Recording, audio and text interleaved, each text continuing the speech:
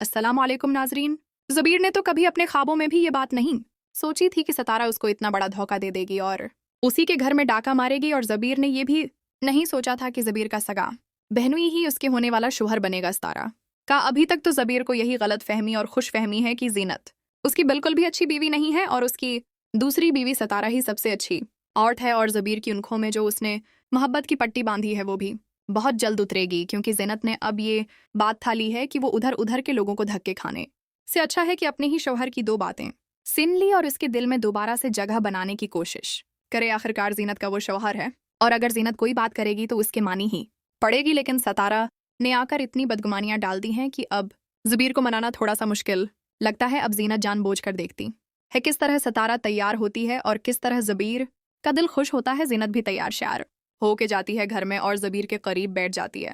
लेकिन ज़बीर है कि उसको ज़ीनत नजर ही नहीं होती, लेकिन फिर भी ज़ीनत कोशिश करती है। दूसरी तरफ सितारा है कि सितारा को तो दिल ही हो चुका है जहांगीर पर, जहांगीर से छप छप के बातें करती है और अब उसको बहुत बड़ी बड़ी फरमाइशें भी करने लगी है। उसको ये कहती है कि जहांगीर तुम इतनी अमीर हो, मैं तुम्हारा बंगला घर वगैरह सब कुछ देखना चाहती हूँ जो तुम्हारे खानदान वालों ने हथिया ली है। जिस पर जहांगीर सोच में पड़ जाता है। उसको क्या बताऊं कि ये तो गरीब का बच्चा है जिसके ना घर है ना गाड़ी है। वो तो खुद एक गरीब घराने से ताल्लुक रखता है। वो तो एक किराए के मकान में, क्या किराए के कमरे मैं रहता था और उसकी मालिक मकीन भी वही थी जिसने उसका रिश्ता करवाया था, क्योंकि वो कमरा खाली करवाना चाहती थी क्योंकि उस गरीब के पास तो किराए देने के भी पैसे नहीं थे। तो जहांगीर कहता है कि हाँ हाँ सतारा, तुम जैसा कहती हो मैं तुम्हारे साथ वैसा ही करूंगा।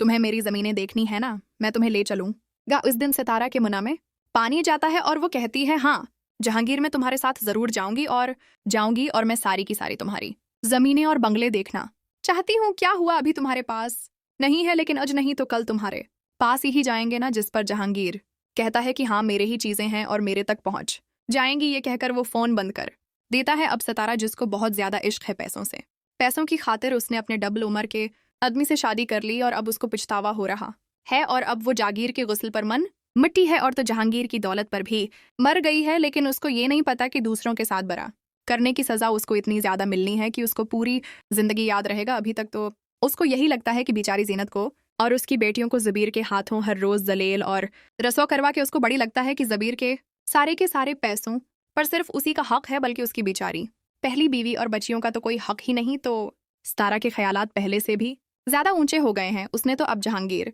से शादी करने का पक्का पक्का फैसला कर लिया है और वो ये भी जानती है कि जब जहांगीर से उसकी शादी हो जाएगी तब उसकी परफेक्ट जोड़ी लगेगी, क्योंकि जहांगीर भी खूबसूरत है और उसका हम